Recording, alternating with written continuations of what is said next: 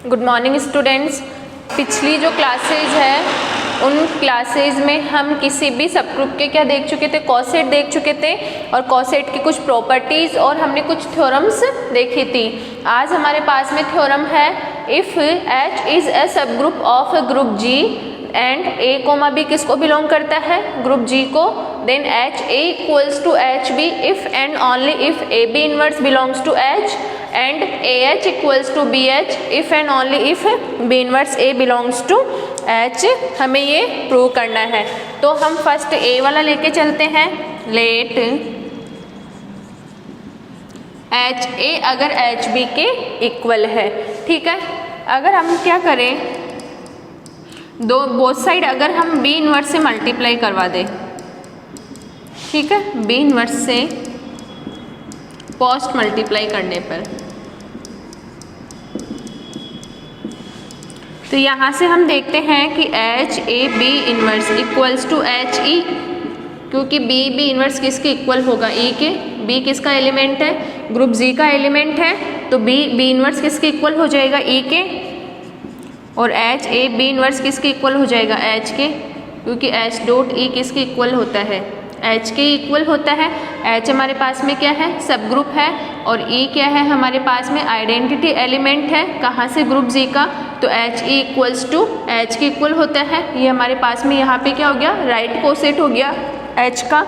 अब चूँकि हम क्या जानते हैं कि जो A होता है वो AH को भी बिलोंग करता है और A जो होता है वो HA को भी बिलोंग करता है।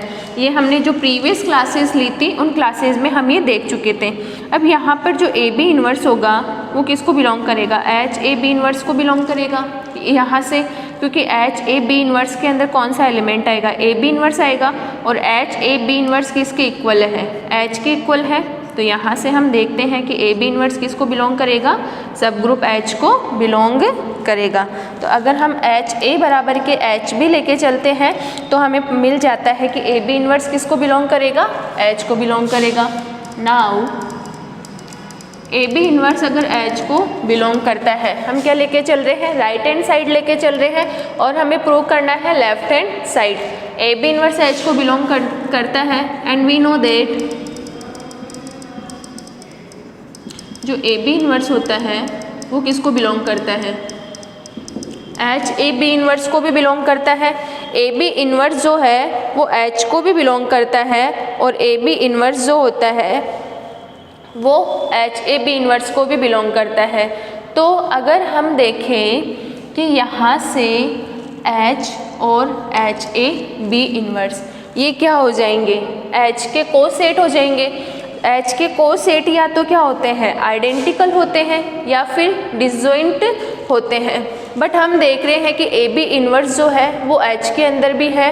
यहाँ पर H को अगर आप राइट कोसेट की तरह कंसिडर करें, HE कंसिडर कर लो, यहाँ पर H किसके इक्वल है, HE के इक्वल है, तो ये H का क्या है, राइट कोसेट है। HAB इनवर्स भी क्या है, H का राइट कोसेट है।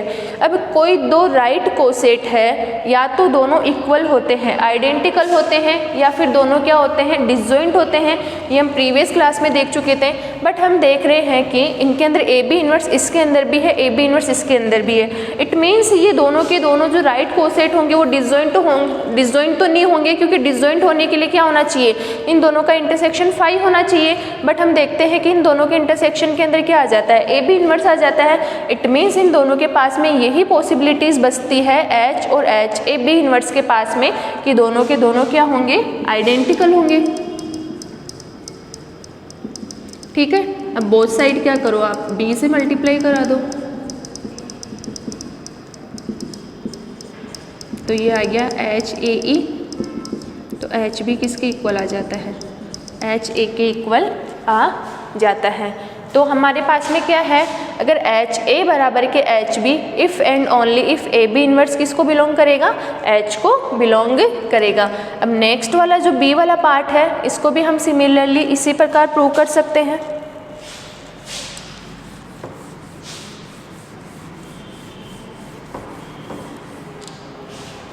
लेट AH बराबर के BH, ठीक है।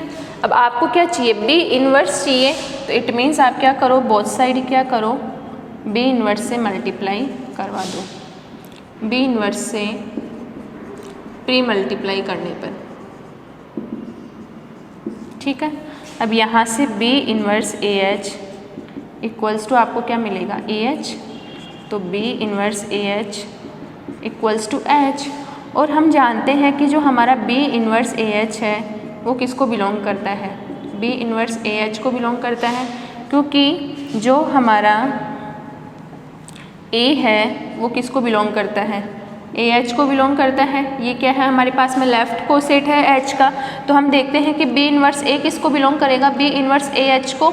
ये एच का क्या है, लेफ्ट कोसेट है, और बी इन्वर्स ए एच यहाँ से हमने किसके प्रूव कर दिया है, एच के प्रूव कर दिया है। तो बी इन्वर्स ए किसको बिलोंग करेगा, एच को बिलोंग करेगा। तो ए एच बराबर के B H if and only if B inverse A belongs to H. ध्यान रखना एच ए बराबर के एच बी, तो यहाँ पर एच ए बराबर के एच बी है, तो ये दोनों के दोनों क्या है, राइट कोसेट है। अगर ये दोनों राइट कोसेट है तो यहाँ पर जो इन्वर्स आ रहा है वो राइट के अंदर आ रहा है, और ए एच बराबर के बी एच, ये दोनों के दोनों लेफ्ट कोसेट है, तो यहाँ पर जो बी इन्वर्स आ रहा है वो लेफ्ट में आ रहा है। जब राइट कोसेट होंगे तो बी इन्वर्स भी क्या होगा, राइट के अंदर आएगा, और जब लेफ्ट कोसेट होंगे तब लेफ्ट कोसेट होंगे तो बी इन्वर्स भी किसके अंदर आएगा, लेफ्ट के अंदर आएगा।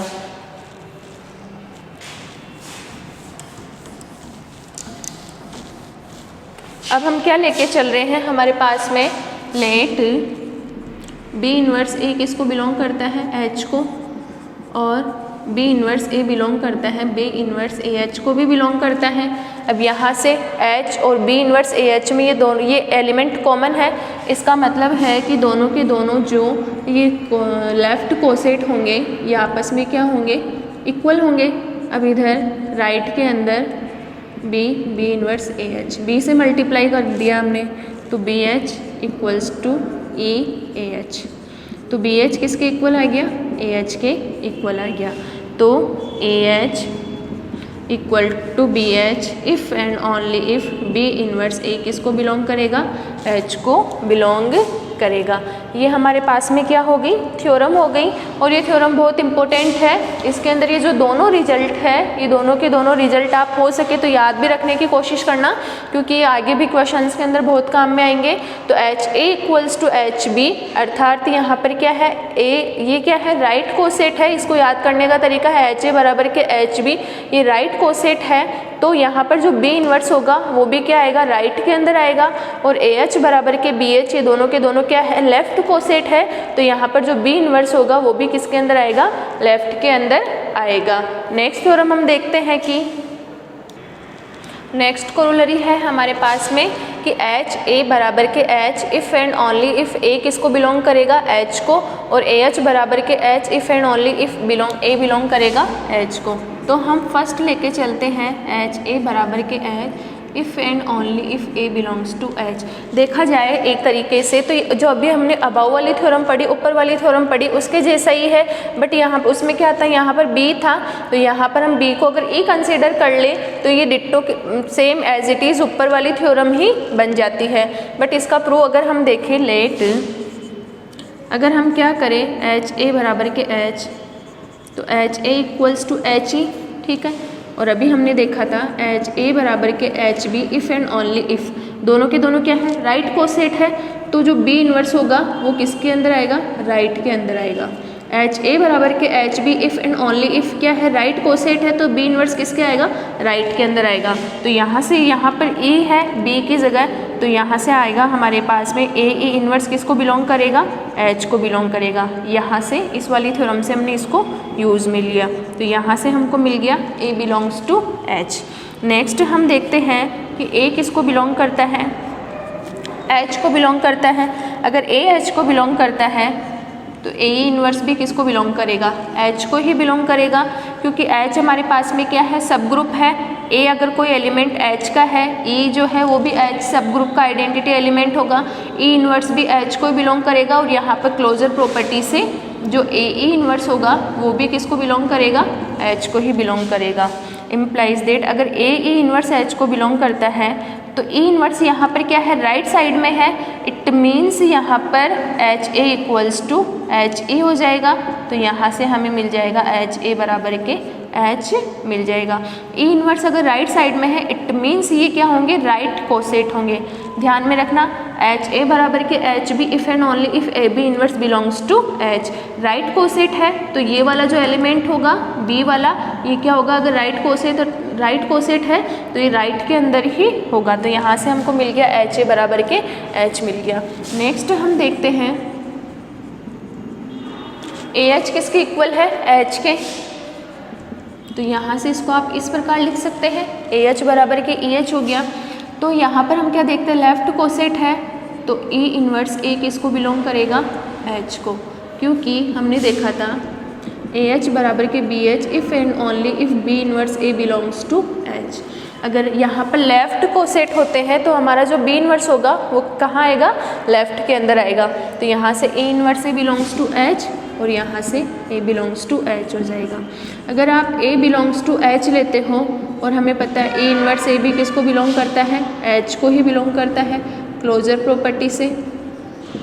तो अगर ए इन्वर्स क्या है, लेफ्ट साइड में है, इट मीन्स हमारे पास में ई एच किसके इक्वल हो जाएगा, ए एच के, और H equals to A H आपको मिल जाएगा। तो ये हमारे पास में क्या हो गई, कोरोलरी हो गई। ये जस्ट जो नेक्स्ट अभी हमने पहले जो प्रीवियस में अभी हमने ऊपर वाली जो थ्योरम पढ़ी थी उसके अंदर बी था, यहाँ पर बी की जगह क्या है, ई आ गया है। ये हमारे पास में जो कोसेट है, ग्रुप के सब ग्रुप के कोसेट है, उन सारे के सारे कोसेट्स की जितनी भी थ्योरम्स है वो सारी थ्योरम्स हमने आज तक कंप्लीट कर ली है। नेक्स्ट हम देखते हैं एग्जाम्पल है हमारे पास में, find all the cosets of 3z in the group z+। अब z+ हमारे पास में यहाँ पर ग्रुप है और हमें पता है कि ये ग्रुप क्या है, अबेलियन ग्रुप है। इट मीन्स इसके राइट कोसेट और लेफ्ट कोसेट क्या होंगे, आपस में इक्वल होंगे। तो यहाँ पर हम कुछ भी निकाल सकते हैं, या तो आप राइट कोसेट भी निकाल सकते हैं या फिर लेफ्ट कोसेट भी निकाल सकते हैं। और यहाँ पर हमको सब ग्रुप क्या दे रखा है, 3z के इक्वल दे रखा है, अर्थात 0, 3, 6 अप टू सो ऑन। इधर -3, -6 और -9। ये हमारे को क्या दे रखा है, सब ग्रुप दे रखा है। और जी हमारे पास में इंटीजर्स का सेट है। अब हम इसके क्या निकालते हैं, लेफ्ट कोसेट निकालते हैं।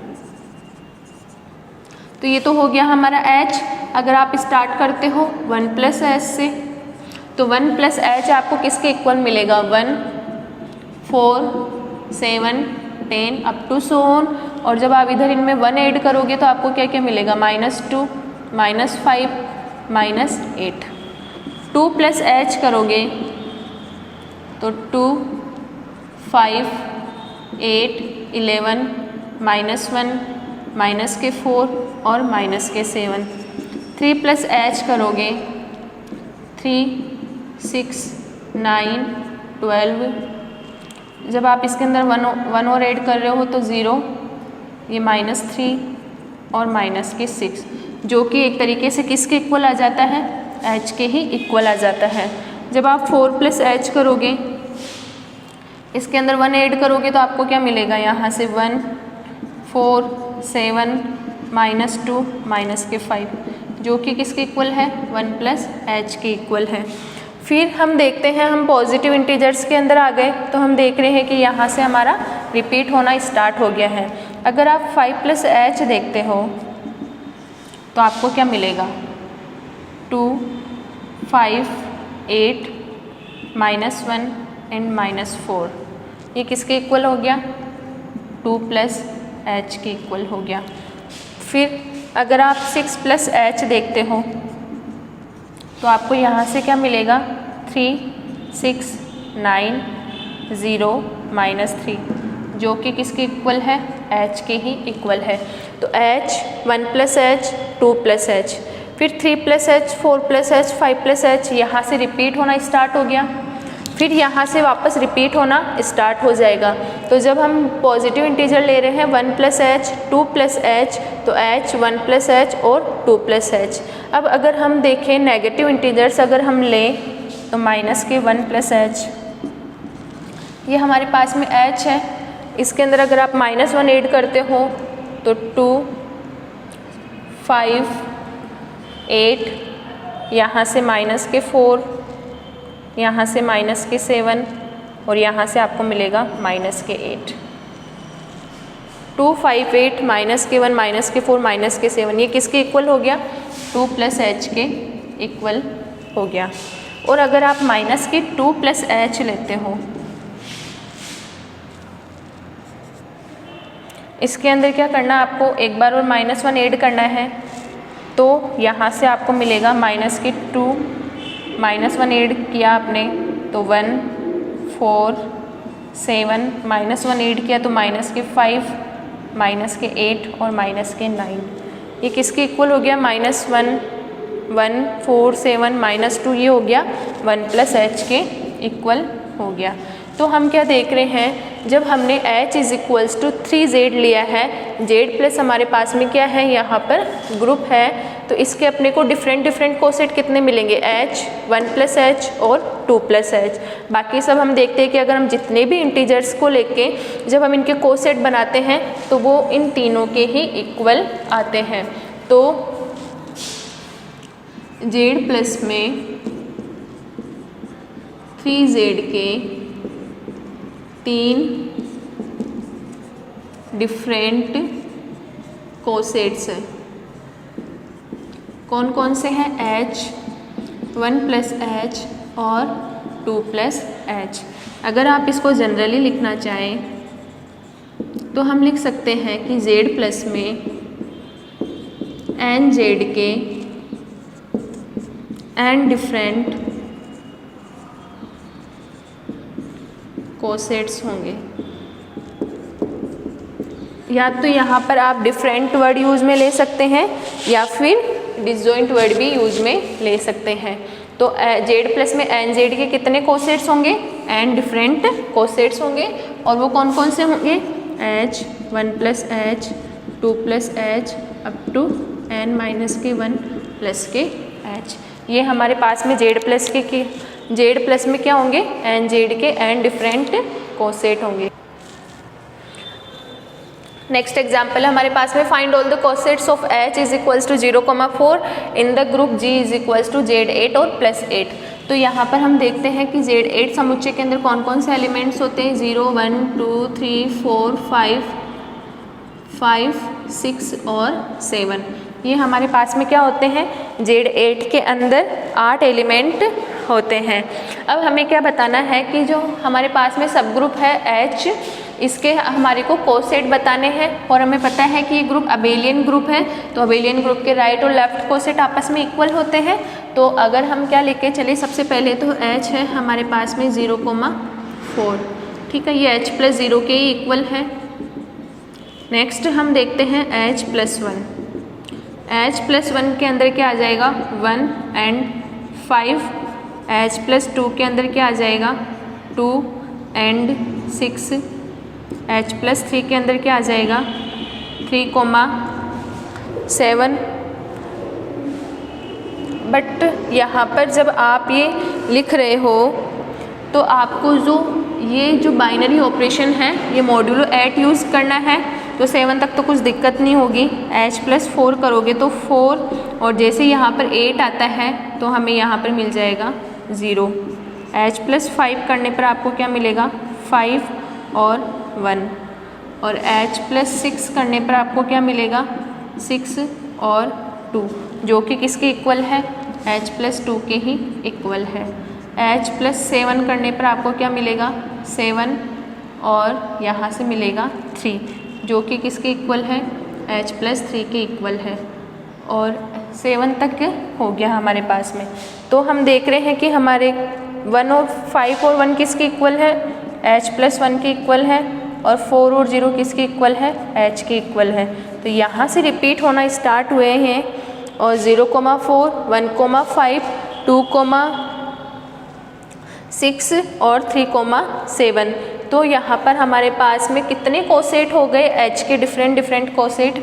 h के डिफरेंट कोसेट्स इन g कौन कौन से होंगे? h, H+1, H+2 और H+3 होंगे। बाकी ये सबके बाद में क्या होने लग जाते हैं, रिपीट होने लग जाते हैं। किसके कारण, मॉड्यूलो 8 बाइनरी ऑपरेशन के कारण। नेक्स्ट एग्जाम्पल है हमारे पास में, इफ़ H इज ए सब group of a group G then prove that T equals to X belongs to G such that XH equals to HXO। अर्थात यहाँ पर क्या है हमारे पास में, XH इक्वल्स टू क्या है, HX है। तो X हमारे पास में इस T के अंदर आ रहा है, तो T को हमें क्या बताना है, G का सब ग्रुप बताना है। तो इसके सॉल्यूशन देखने से पहले हम ये देख चुके थे कि H इज ए सब group of group G if and only if A belongs to H, B belongs to H implies that AB inverse belongs to H। हम इस स्टेटमेंट का यूज़ करते हुए आगे बढ़ेंगे। तो लेट X1 और X2 किसको बिलोंग करते हैं, इस T को बिलोंग करते हैं। इम्प्लाइज दैट यहाँ से हमें मिल जाएगा X1H equals to H X1। और अगर आप यहाँ पर देखना चाहो, अगर यहाँ पर इसके अंदर आइडेंटिटी एलिमेंट तो अवश्य ही आएगा, क्योंकि EH किसके इक्वल होता है, HE के।